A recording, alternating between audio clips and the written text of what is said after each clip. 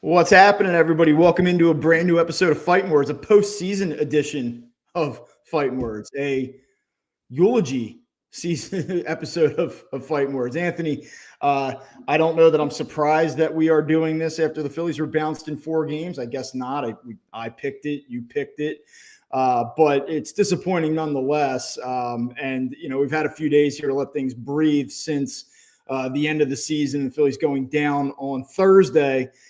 And I don't know if I feel any better about it. I certainly, big picture, don't feel any better about it. I probably have at least arrived at a conclusion that the Dodgers were the better team, even though the Phillies had opportunities to win all 3 of the games in which they lost. So it makes it super frustrating. But there's some degree of acceptance for me here today. So I'll bring you in, and you were out there, and what did you get from being out there? What did you see after the game? What was your big takeaway from your trip?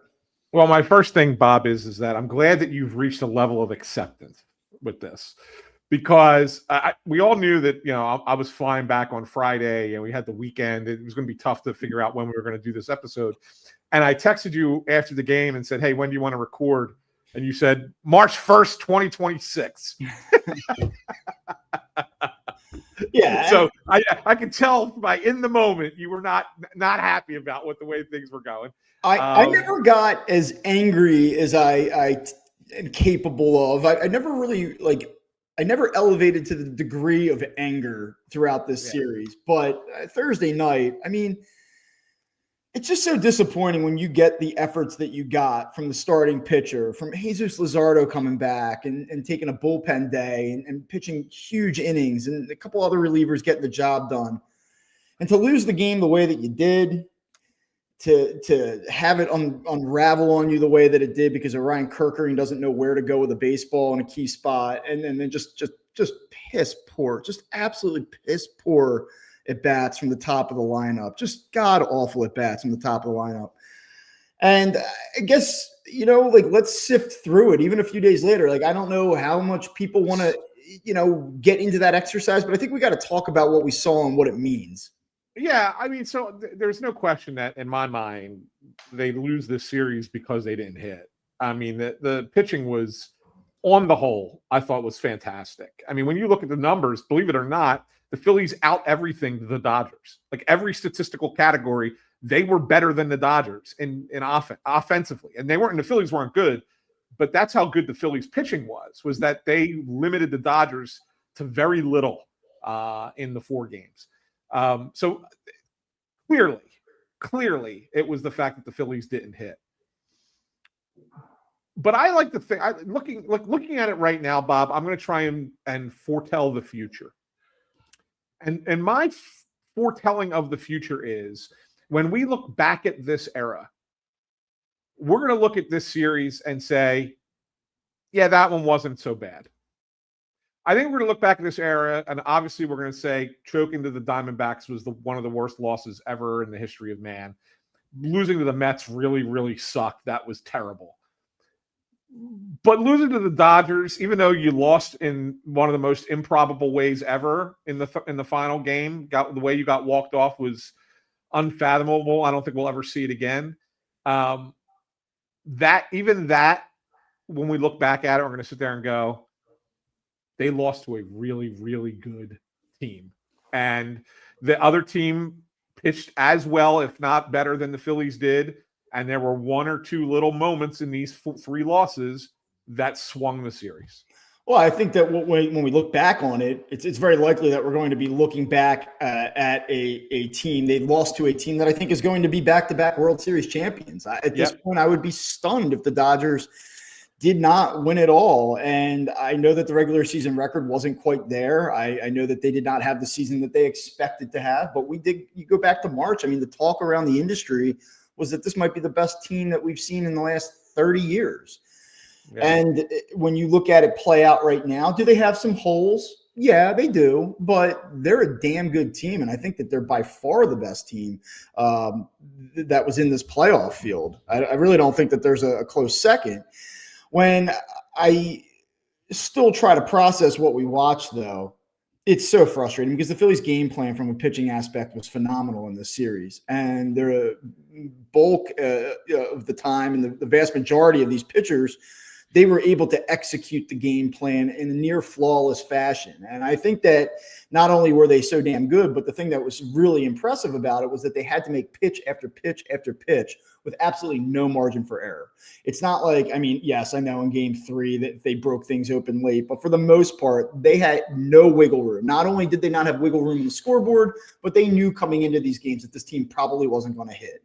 And so to still go out and execute to that degree, I think that there's something that's, I don't know, maybe at least a little bit admirable about that and that you can take away from it and say, I mean, yeah, I'll give you a perfect example. So before game 4, I was talking to Scott Boras. He's at pretty much every Dodgers game, him and his entire troop of, of his agency representatives are all wearing the Boras baseball jerseys, right? Like they all got the matching shirts on. And obviously wanted to talk to him a little bit about Ranger Suarez, he's going to be a free agent at the end of the season kind of thing.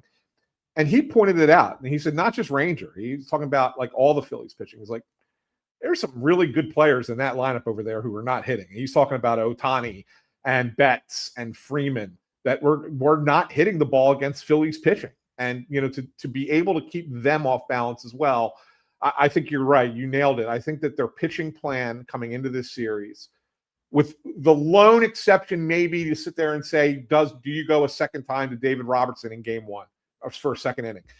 With that lone exception, I think the pitching plan was as perfect as it could have been against the Dodgers. Well, and I'm glad you said that, and I'm glad you pointed it out. You're like, with the lone exception. And I think that a lot of people in this moment, in light of what we found out today, that Rob Thomson will be back next season. And I think there are a lot of people that feel like this team needs some drastic changes.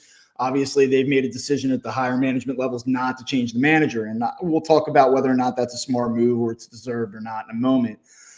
But I do think that some of the frustration comes into it, knowing that the margin for error is razor thin, and you have to connect on almost every major decision throughout a series. And it does feel like, and I do think that I don't want to say it's fair to say, but I don't think it's factually incorrect to say that if in most of these playoff exits, there's been one decision that seemingly kills Rob every time. It's like there's always one that he wants to have back. And for me, it probably is the Robertson one. We talked after the first game about why it played out the way it did. You didn't really kill him. I said in real time I hated it, but also acknowledged that he seemed to be a guy short out there. There's a lot that goes into it.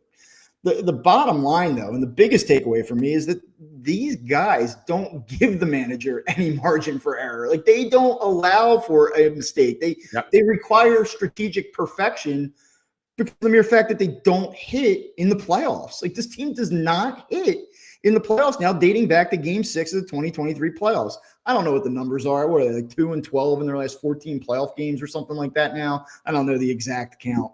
But I just look at this and I go, Trey Turner, Bryce Harper, Kyle Schwarber, like this lineup is supposed to have a ton of punch. And I know you look around all these other postseason games and nobody's really scoring all that much. We watched the Tigers and Mariners play for an eternity on Friday night. Nobody hit. It was very similar to that game that we watched on Thursday night between the Phillies and Dodgers. Game 1 of the ALCS, the big bad Blue Jays who beat the piss out of the Yankees pitching. They didn't really hit against the Mariners last night. What was it? 3-1 final score, low scoring game. So, yes, you can win only scoring 2-3 runs in a postseason game. It's not that everybody's just going off in the playoffs from an offensive perspective, but there's got to be more than this. Like, I acknowledge that Kevin Long has a great track record and he's obviously well thought of around the league and by players. I know they also were 8th in runs per game this year, and that really was an uptick towards the second half and into the second half, and they were directionally better. Like, I understand all of these things. But how many times in a row can you just have these bats be absolutely god-awful year after year after year and say, like, well, all right, like we're gonna allow the guy who is, from a coaching element, most responsible for that to continue to be here? I feel like it's like low-hanging fruit to be like the hitting coach.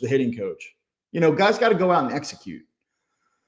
But, I mean, they just look utterly clueless. And that's with the acknowledgement that the Dodgers pitching is phenomenal. Like, the Dodgers pitching is as good as it gets. They didn't have any layups in that series, with exception of Clayton Kershaw, and they smoked them. But that's what the playoffs are. Like you got to hit elite level pitching. You got to find a way. And so my response to that, Bob, is I agree with you. Like, it's low hanging fruit to, fire the hitting coach or whatever.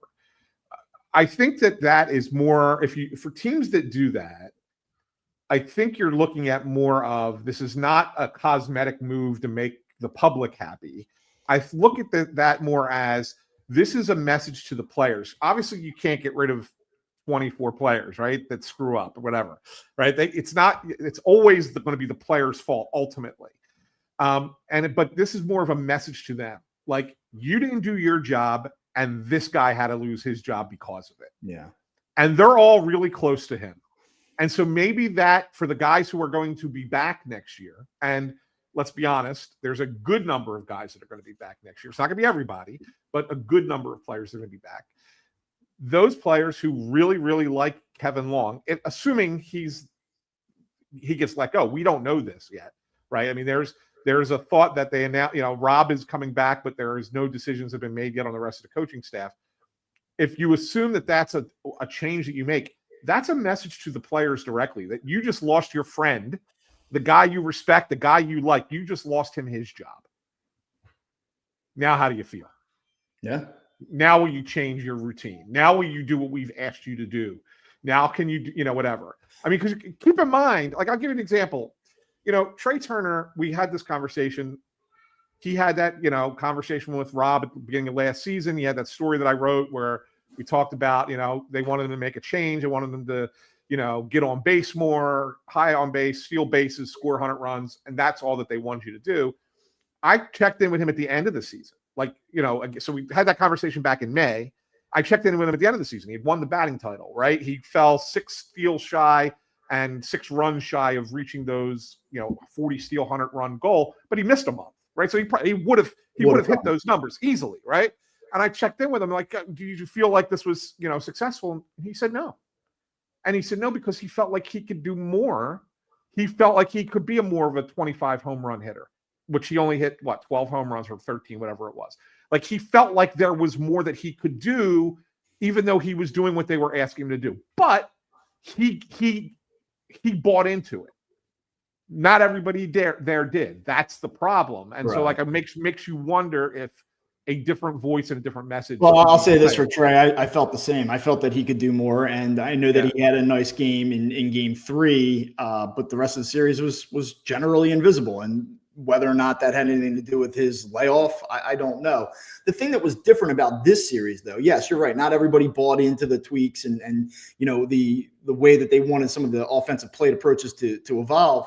But the big talking point after the Mets series was, you're extending the strike zone. You're being overly aggressive. You're getting yourself out. Mets pitchers didn't even have to be competitive consistently in the strike zone to earn outs against the Phillies at the end of the 24 playoffs. This time around, I didn't see wild swings consistently outside of the zone. What was mystifying to me was the Dodgers pitchers, more often than not, were just filling up the zone, and the Phillies swing and miss in that series was astronomical. Like, the team is not good at hitting spin in general. That's been a talking point for a while now. And that's, that bared out in this series. But I mean, there were a number of times where the Dodgers' arms went right after the Phillies with fastballs in the zone, and they could not square it up. Yeah. Whether that be Bryce Harper, whether that be Trey Turner, whether that was Kyle Schwarber. Like, I mean, it was pretty much everyone. And again, I'm willing to acknowledge that you look at the top of the Dodgers order, it really struggled. Some of their dudes struggled too. And even some of their second tier guys, like the Pazes of the world, like, they were not good in that series. So I get it. Not all 9 guys are going to click, but I'll tell you what my one other observation from this team offensively, and I guess it's easy to say this, so I don't want to fall into the trap of taking the most obvious observation. But when I watch the Mariners and when I watch the Blue Jays and I watch the Brewers, I feel like that they are a connected unit. The lineup works in conjunction with one another. There is more of a pass the baton mentality. Like, it just feels like there is a more collective game plan from lineups in these postseasons. Whereas the Phillies, I feel like it's very individualistic. It's like very like, I'm Kyle Schwarber. I will try to hit a home run. I'm Bryce Harper. I'm going to try to have the moment. I'm Trey Turner. I'm going to try to have the moment. And I don't know if that's me taking if that's connecting the last 4 years in general and like trying to make something of what I see. But I don't feel like the Phillies have that like cohesiveness in their approach as an entire lineup. And I think that you need that when you get into these games. Well, we've said for a while that the lineup is too one-sided, right? It's too much of the same thing. And that they had kind of pigeonholed themselves a little bit with the way that they had handed out contracts or guys playing certain positions. I mean, you got to remember when Schwarber and Castellanos were both brought in here, they were both brought in here to be like split DH left field. And they were both on the roster this year, and neither one of them played left field. I mean, I guess Schwarber played 8 games out there, but that's it, right? So like ultimately what they were originally brought in here for and what they became pigeonholed the Phillies because you couldn't go get the bats that you needed to balance the lineup a little bit more. So you had a mixture of contact, thump, good base running, et cetera, et cetera. It's a lot of the same. And so that's where it was a failure in construction, but it was also brought about by Bryce Harper's injuries, right? Yeah. I mean, that's what really brought this into the spot. So they tried to do whatever they could within the framework of what they had. Well, and it just didn't work, right? I mean, it just didn't work. And so that's where the change needs to be this offseason. You can have some of what you have, but you need some of what you don't have to make this a more balanced lineup. And then that kind of brings us to where they're at today. And look, I don't want to get totally away from the series. Like there are a few other like quick things I would point out. Like Jesus Luzardo for all this up and down this season. What an absolute stud performance by him in October. Like, yes, that guy was a killer in this series. Like that made me a fan of him. Like whereas before I'm like, I acknowledge that he has like the high ceiling and I think that he can go into a game and shut down an opponent. It's one thing to say he has the stuff to shut down an opponent in October. It's another thing to watch him go out and pitch with a set of balls the way that he did, both as a starter and in relief. I mean, phenomenal. If the Phillies had anything going offensively, we would be like out of our minds about what Jesus Luzardo did last week against the Dodgers. It was fucking awesome. Yeah, and not only that, and this is where it's frustrating because if Zach Wheeler doesn't get hurt, I know.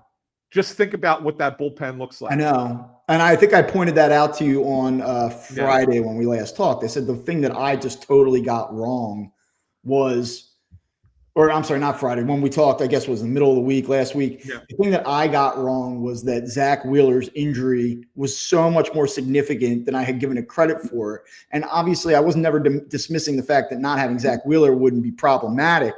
But I felt like they had the starting pitching depth to hang with anyone, including the Dodgers, and they did.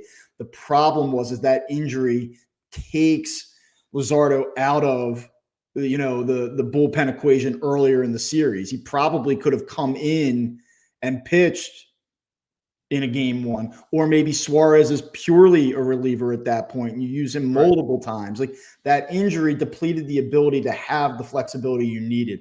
The Dodgers were able to do exactly what we thought the Phillies were going to do back in July, which is, wow, these starters are awesome. The bullpen stinks. You can cover it up with your surplus of starting pitching. And the Phillies weren't really able to do it. I mean, they did to a degree, like later. Games 3 and 4, they did it as much as they could, right? But when did they really need it? They needed it in 1 and 2, and they put themselves in a big time hole because they didn't have it. So, look, Alec Boehm, like I've been as critical of Alec Boehm as anyone. I thought that he had an okay series. Like I didn't come away from this series saying that it was Alec Boehm's fault that they lost. I would still maintain that if you're serious about winning a championship in the era of a team like the Dodgers existing, Alec Boehm can't be your cleanup hitter. Alec Boehm's hitting 7th or 8th for you. I'm in. I'm in for that. Cannot be hitting fourth. And he sure as hell can't be hitting fourth if Brandon Marsh is going to hit fifth. So, like, here's the whole, like, let's thread this needle where two things can be true. Brandon Marsh had a very good year for the Phillies. I was impressed by his ability to overcome a horrendous start. It's absolutely terrible. He was great for the final 3.5 months of the season. Valuable baseball player. Don't want him out of town. Not saying he shouldn't be a Philly. Dude cannot hit in the heart of your order. You cannot count on him to be a run producer in the middle of the order. He's not a 5-hitter. So if you're going to go Bone Marsh in the middle of your order, it's just not going to work. And I understand that Harrison Bader got hurt, and that probably had an impact on what happened. But listen to what I just said. Harrison Bader got hurt. I love Harrison Bader. He brought a ton of energy, a different type of juice to the team. He was awesome, and he was super productive too. But it's Harrison Bader. You know, Bryce Harper didn't get hurt. Harrison Bader got hurt. And that was like it just isn't enough. Like, you need more than that. You need more than that. Yeah. I want to just hit on a couple of comments we got from some people here. First of all, Elizabeth, she says she's been checking our page every day since Thursday. Thanks for doing that. But all you have to do is click that thumbs up and ring the bell. So that time, whenever we go live, you find out. You don't have to check the page all the time, just so she knows. But here's Michael on Bohm. If Bohm had had little trade interest after 97 RBI 2024 season, will there be any interest in him going into a contract year? And if there is, can he get traded for anything of value? That's a great question. And let's dive into that one for a second, Bob, because if you go to MLB Trade Rumors, they are great at figuring out what arbitration numbers are going to be roughly. They have a really good idea, and they've pegged Alec Bohm at $10.5 million. Now, I don't think Alec Bohm's going to be non-tendered because he's not a bad player. But are you paying $10.5 million to Alec Bohm to be your everyday guy next year? Or would you like to pawn that off onto somebody else? And if you do pawn that off onto somebody else, you probably have to resign yourself to the fact that he's not worth what you thought he was worth a year ago. I think that you have to take the lessons that you learned last offseason and apply that into the offseason and what you're looking for this time around. I mean, look, where they have got to make a decision is, like, is he a valuable baseball player? To some extent, sure. Is he worth $10.5 million? No. Is this team going to want to maximize its financial flexibility this winter? Probably. So I think it's likely that this time around he does get traded, and that you are looking at the terms of the deal going, what? Like, that's what they got for him? Like, I know he's not a perfect player, but that's it. Like, I think that that's what you're looking at. And it's kind of leads to the point that I wanted to get to next is, like, I said it after the game. I'm like, it's just not good enough. Like, blow it up. Blow it up is like an extreme way of, like, looking at it. When I said blow it up, I mean, like, you've got to do something fairly drastic. I'm not saying that you have to remove this entire core. I'm not saying, like, you should convince Turner that he should be traded. I'm not saying blow it up to that degree. But I just think we're all at the point now where we understand that you can't run this current iteration back again. You've gotten diminishing returns year after year for 4 seasons now. Everyone's a year older. You can't do it. You have to come in with a different type of lineup and a little bit of a different feel. But here's the problem.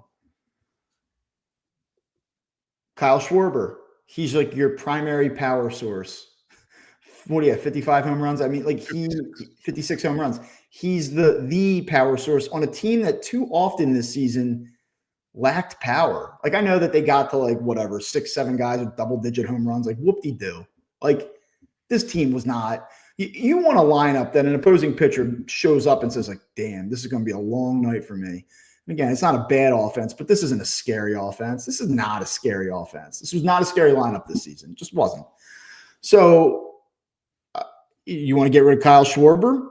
Okay, you could do that, but are you going to be better for it? Probably not. You want to get rid of Alec Bohm? Okay, but he's a useful hitter. Is he going to make your lineup better if you turn the page on Alec Bohm and you're not really going to get much back for him because you just want the money? It's not a slam dunk solution, right? Nick Castellanos. You want to get rid of Nick Castellanos? Yeah, I do too. I think it's time to turn the page from Nick Castellanos. I don't think he'll be back here. I would be stunned if he were back here. I will say with 100% certainty now that we hear Rob will be back. Yeah. Nick will not be. He's not going to be back. They knew he wasn't going to be back quite some time ago as well. And what's Right. funny about that is that Nick Castellanos is one of the few guys that was able to produce a big-time hit in key spots late in games for this team in this series. And he wasn't bad against the Mets last postseason either. But you got to move or the Braves the year before that. He's been a playoff performer at times for them, and he, you know, I think we all agree that he was underwhelming. And if you look at some of the advanced metrics, was one of the least productive players or valuable players in the sport this season. But you're not going to get anything of consequence back for him, and you're probably, I would imagine, going to have to swallow 8-ish to get rid of him in a deal. So, you know, you're going to probably pay 12 out of the 20 million that he's owed next year to go play for someone else. So that's not an obvious like move where you just are instantly better. And then, by the way, like JT Realmuto, like he was very good in this series, and they don't have an alternative. And so, do you want to shake that up? You want Rafael Marchand to start for you every game next year? You want to go out and sign some free agent catcher that's not the same player as JT Realmuto? I would assume that JT probably doesn't want to go out anywhere else at this point in his career. I would think. I think he's happy here. I would hope that the Phillies and JT Realmuto can meet in the middle, or maybe a little bit to the side of Realmuto's actual value, and where it's not nuts, but it's a fair deal. But like that doesn't make you any different. What do you want? You want to get different in the rotation? Okay, sub out Ranger Suarez. He's gone. They're not going to pay him. Andrew Painter comes up. Does that make you better in year one in 2026? I don't know. Zach You're also going to need another starter too, because Wheeler's not going to be ready until Wheeler won't be late on May time. at the earliest, right? So is that starter Taijuan Walker? Well, I mean, I think so. That's a great question. Like the question with Taijuan Walker is he now worth it to keep just as a depth guy, a guy who could start for you at the beginning of the year while you don't have Wheeler, and then when Wheeler comes back, you kind of yo-yo him around like you did already this year. Or do you try and move off that contract and say somebody will pay him, you know, most of this, so we get some of that money back and then go get other guys? If he were a free agent this winter, would someone pay him 1 year, $13 million? Yes. Okay. Yes, that's my point. Like that's what I'm saying. So like maybe you can trade him and get five. You know, all right, we'll eat 5 million of it. You pay the rest. But do you do that knowing what your rotation situation is? Right. I mean, that's a great question. So do I think that the Phillies make the playoffs right now? If you said guess right now, are the Phillies a playoff team next season? I'd say yes. And yes. I think that they may win the division. Or if they don't win the division, I still think that they're going to win somewhere over 87 games and get themselves into the current playoff format, even with all the volatility and all the unknowns, right? Yeah. But it's like picking the Phillies to make the playoffs and a number of wins that they're going to have is like getting 62 out of the 64 or 66 out of the 68 NCAA basketball teams right. Like, X amount of things that are going to happen. And then there's like those one or two variables that can change things. Like, yes, they're going to. They will be good enough to play the 162 format at a pace that gets them in. Are they going to be good enough to compete within the playoff format once they are in? And that's going to be the question. Right. So I ask all of these different questions, and they're sort of rhetorical, but I ask all of these questions to make the point that there is no real obvious solution in shaking it up. Like, we all want something different, but it can't just be for the sake of it being different. So, like, let me now ask you, is Alec Boehm here next season? I don't think so. Is Nick Castellanos here next season? No. Is Kyle Schwarber here? Yes. Okay. I'm not as convinced about it. I'm not saying he's not, but I'm not like absolutely positive. Well, let's put it this way. I'm saying yes because I think that is priority number 1, 2, 3, 4, 5 for the Phillies. I think it is. They are so hell-bent on bringing him back that they will go over and above to do so. Now, and that's scary because he stunk at the end of the year, and he stunk in the playoffs except for one night. If Kyle Schwarber doesn't care about the dollars as much and is looking for a different opportunity to go to Chicago again or go home to Cincinnati because that's an up-and-coming team and maybe he could be the leader type there. If that's what he wants, then it doesn't matter any amount of money that the Phillies throw at him. It's not going to happen. So that's why I'm not 100% that he's coming back. I'd say I'm probably about 80% that he's coming back. Okay. I think he feels like there's unfinished business. The Phillies are desiring to bring him back. I think that the two things will ultimately come together. Is JT Realmuto going to be back? Yeah, but I'm not as confident on that one. I say yes, but I think that will ultimately, if Realmuto is going to have to be willing to take a shorter contract. Yeah, that's really. It's like I think he's going to want 4 years, and I can't see them. I can't see the Phillies giving him 4. I can see. I'd prefer 2. I'd say 2. You do, hands down. 3, you have to make me think about it. Okay, and then Suarez is gone, right? I'm pretty sure of that. Yes. I think that Boris is going to look for a big number for him, and he's going to highlight some really big game things out of Suarez. I mean, what he did in Game 3 alone, those 5 innings. So all of this brings me back to where, like, if they don't bring back Schwarber, if they don't bring back Realmuto, like, then that creates money that you would have allocated elsewhere to new opportunities. But if they do come back and they want them back, like, let's work it. Like, we have to work under the presumption that they want both players back. And I think that everything that you say is what we perceive and presume to be true at this point. How do they really get better?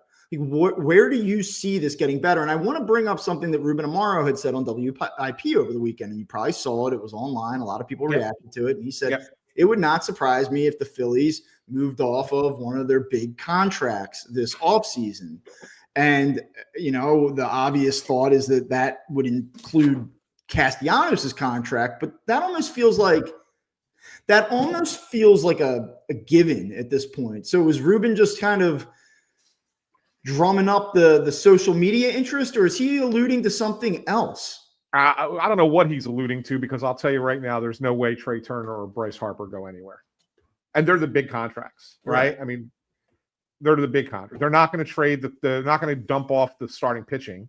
That's the strength. That's the strength of this. Is that Aaron Nola? You're going to trade? Right. I mean, especially with the uncertainty around Wheeler, you're not looking to move off of Nola's contract.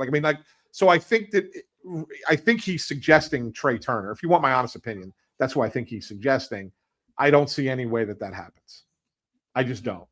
And if I'm wrong, let me follow that up. Would you move off of that deal if you could just get hey, we paid Trey Turner $90 million over the last 3 years. We have an opportunity to just even out, exit this contract. Would you do that right now? It depends on what you're going to do in conjunction with that, right? Would I, if I could get equal or better return in other places? He was very good defensively. He really improved his defensive game. He was the batting champion.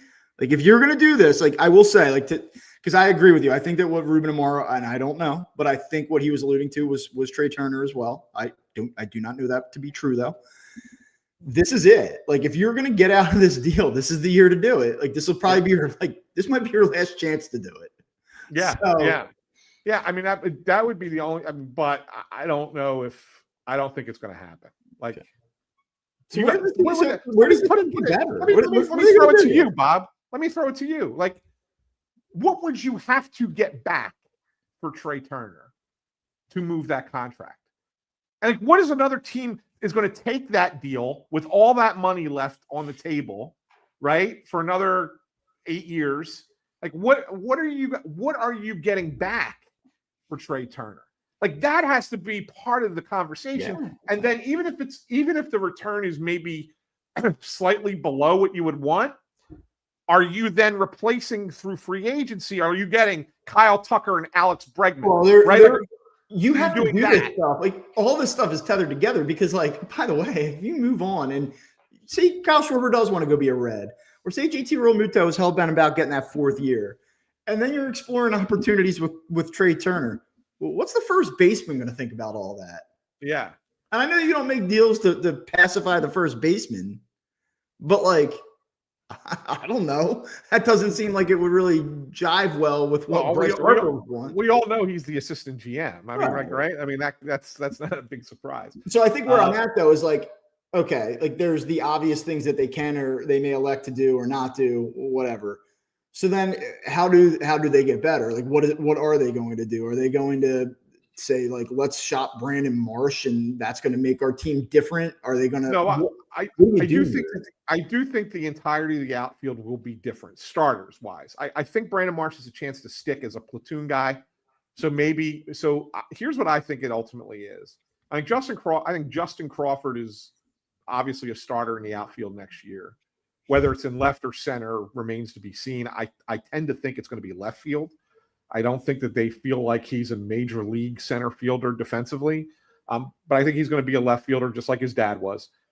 And then I think Marsh kind of sticks as part of a platoon on the right side in right field with somebody else that you're going to bring in.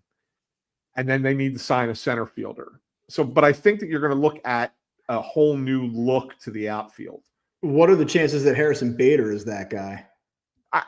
Do I think that they would like to bring in Bader? I do, but I also think that Bader had such a great season and really a close to his season and made such a name for himself that I got to think that there's going to be big money out there for him. You're probably not going to spend. Okay. Well, I mean, for Harrison Bader. Yeah. It just leaves a tremendous degree of uncertainty about what they're going to do. Like, I think everyone's at this point where they're knocking on the door. They're knocking on the door. How do they find a way to break it down? Well, we just went through all the player possibilities. You're bringing back your manager. We know that now. It's hard. It's hard. Like, I think what we're mostly going to get, I would love to sit here and say, like, they're obviously going to do something nuts this offseason. Like, it's just going to happen. We're going to get that alert. We're going to catch wind of something and we're going to go, wow, unbelievable. It feels like that's what has to happen. But when you pick it apart little by little, it's very hard to arrive at that. Like, like I'll go back to this, past Eagles offseason. They're light at edge rusher, really light now. And you're like, well, they could get nuts. Like, even though they went through all this cost-cutting stuff after the Super Bowl, you're like, they could go get Trey Hendrickson. He's unhappy in Cincinnati. They're in a contract stalemate. Why don't they go out and get him? And, like, you didn't think they would do it, but, like, it was possible that they could do it. Yeah. The Phillies, I'm like, what's the name? Who's the guy? Kyle Tucker? Do we know for sure Kyle Tucker is going to make this team – is going to give this team a better chance to win a World Series? I don't know that to be true. Right. Where the hell was he in that series? I don't like. Yeah. They flirted with Cody Bellinger in the past. Does Cody Bellinger interest you as a center fielder? You send Bryce. There's no chance Bryce Harper goes back to right field. Well, let's put it this way. I won't say there's no chance. I think the Phillies, from an organizational perspective, don't want to put him back in the outfield. I think Bryce is willing to go back to the outfield. So, I know what you're thinking. Pete Alonso, right? Yeah, it's not first baseman. It's not nuts. That could be. But that's what. Yeah, I mean, it'd be fun. It'd certainly be fun, right? I think that they would prefer the path of least resistance, which is keep Harper at first base. I just wonder, what does that look like if you go like Turner, Schwarber, Alonso, Harper, like. Yeah, that's a little scarier, talking about a lineup being scary. Like that would be different, but I don't think that's the solution. I also have like things with Pete Alonso where I'm just like, I don't know that I could do that, but he would change the field. I think that's the frustration. You go, okay, well, they didn't get it done and the owner wants to win and he's going to spend. And I believe all that to be true. But even a handful of days after the season ended, I have not arrived yet at a place where I'm like, well, they're going to do what needs to be done to give themselves a better chance next year. I just don't. I don't know what that is yet. Yeah, absolutely. Hey, by the way, Ryan Barnhart says, shout out to all the masochists here who have been waiting for Bob to put us down like the psychos we are. Thought you get a kick out of that. And then there's this one. Yeah. Go ahead. I'm sorry. No, I regret not doing this on Friday, the day after. I know like a lot of people like to listen to me go crazy and they kind of like find it therapeutic, but You were in LA, and I turned 40 yesterday. Happy birthday, my friend. So I was gone for the weekend, and one thing I'll tell you is that the amount of beers I had this weekend was appropriate for what I watched on Thursday between the Eagles and Phillies. There you go. Yeah, and by the way, flying back on Friday, our flight was delayed multiple hours. Cherry on top. A little cherry on top for you. And this one, we haven't talked about this like really in depth yet. Yeah. So Yolanda points out, oh my God, Dopey's coming back. Obviously, she's referring to the manager, Rob Thomson, which is the report that comes out today from New York Post, and then confirmed by several of the beat writers that Rob Thomson will be back to manage the Phillies in 2026. We mentioned it off the top. Is this the right move in your mind, Bob? We've talked a lot about Rob on this show. I was very critical of him last season. I did wonder if sometimes his stoic nature and even keel nature had a negative impact on that 24 team. I think that they did get complacent. I thought he did a decent job this year. I've made the case already. I did not think that was necessarily a great team. We talked about all the issues it had. They needed a lot of platoons to navigate day in, day out matchups. They had key injuries. They dealt with a great deal of adversity en route to 96 wins. And I don't think that was necessarily a 96-win team. I didn't think it was an 84-win team, but I didn't think it was a 96-win team either. So I give them credit for where they landed and how they arrived where they did going into October. But, I mean, look, the end result every year has been worse. They have not performed in key situations. I don't think that's all his fault. If you can't make wholesale changes across your roster because of financial restrictions or, just the way the contracts are structured, and you want to do something different, that is the easiest thing to do. I do not think it would have been a great injustice if Rob Thomson lost his job after that series. But who's your guy then? Who's the voice? Who's the guy that's going to come in and stay true to your organization's philosophies and its scouting process and its analytics processes, and who is going to deliver it in a different way and package it in a different way that gets more out of that team? Was there a manager out there this year that would have gotten 99 wins and a championship run out of this roster? And maybe that person exists, but just because you move off of Tony Dungy and go get John Gruden and it results in a championship, it doesn't always work that way. So you have to really take stock of the way your players feel, the way that you as a front office evaluate that manager and the job that he did on a day-to-day basis. And then you have to make that decision. I would not have shed a tear had they removed him. But to sit here and say well, Rob Thomson's coming back, so never mind about 26, I'm out, I think that's silly too. Yeah, here's how I look at it. And I think you eloquently expressed it there. And I think it was everything that you said was fair. And the way I looked at it was pretty simple, Bob.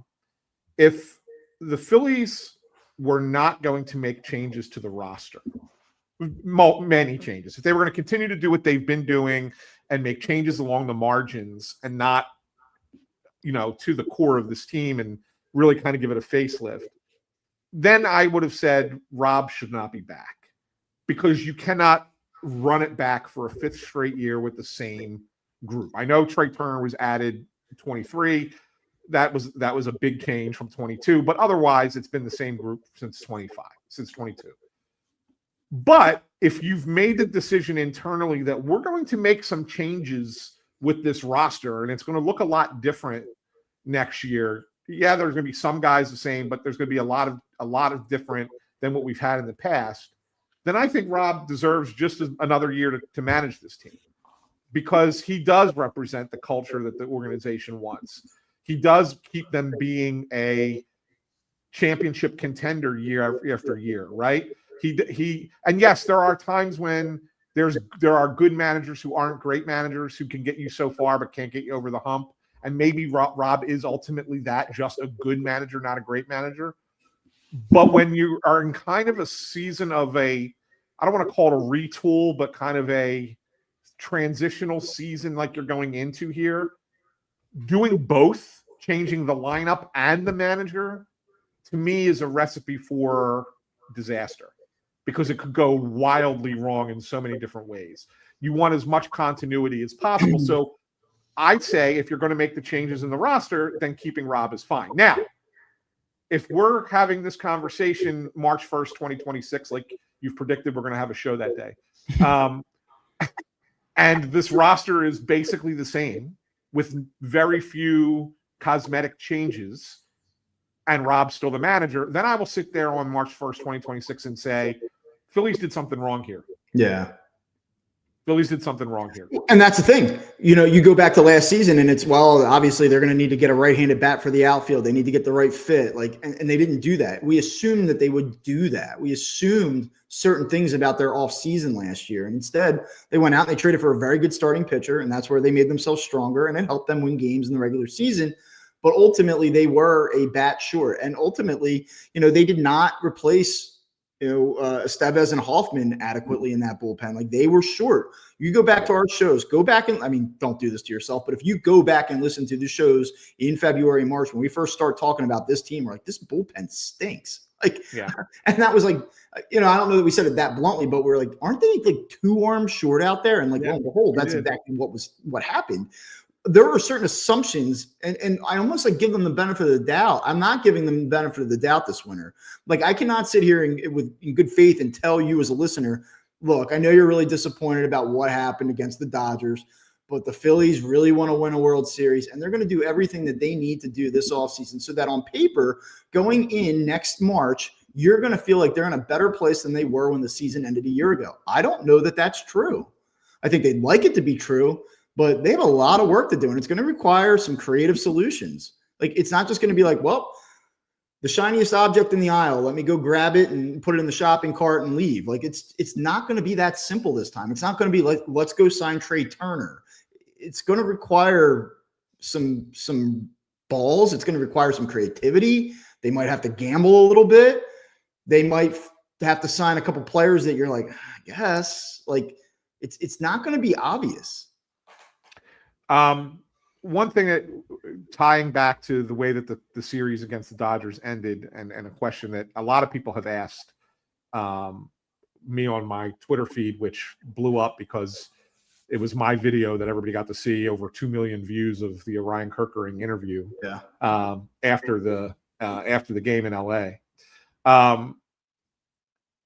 Can he come back and pitch for this team next year after what happened?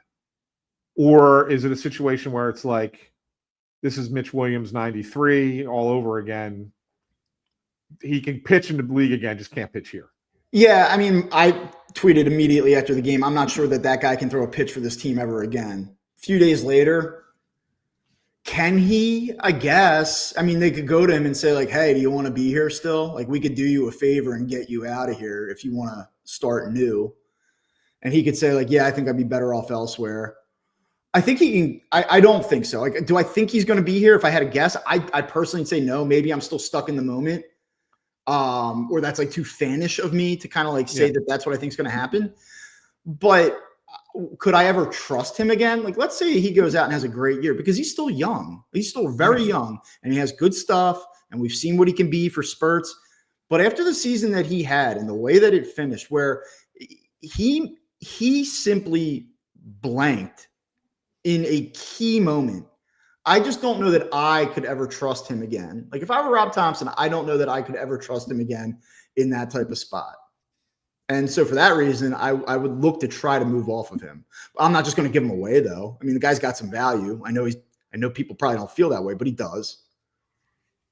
So you tell me, I mean, control, upside, if he ever puts it together, it's there. So you can't just move off of that because you feel sorry for the guy. You still have to make a move that you better get something back for him if you're going to do that. Yeah, I wonder, and maybe this is just me being the old guy now. I wonder if today's generation of fan is more willing to forgive than maybe the generation of fan was 30 years ago when something like this would happen, and it'd be like, Yeah. get the hell out. You know what I'm saying? Like I want, even as toxic as social media is, and people killed him freaking killed him in the moment on social media. Once that video came out, all of a sudden I started to see a shift in the responses. And now a lot of that was from outside of Philadelphia, because again, everybody picked up the video. Like I said, over 2 million people watched it. So I have a feeling that a lot of that was from people that were not necessarily Phillies fans, who felt bad for him and were rooting for him, right? Yeah. I still think that there's a chance that he could survive it here. Yeah, that's probably fair. Right? I think that's totally fair what you said. And I do think it's a little bit of a, I don't want to use the word softer, but like maybe a little bit more of a forgiving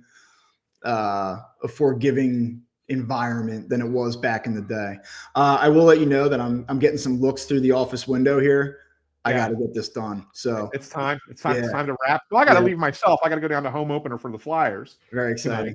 So I'll do one last thing, and it is kind of Phillies related. Has other teams involved as well. But Mark Feinstein wrote a story automatically saying that the Phillies were one of 4 teams who have already kind of expressed interest in Munetaka Murakami, Japanese star player, mostly a third baseman, but can also play first base, can also DH.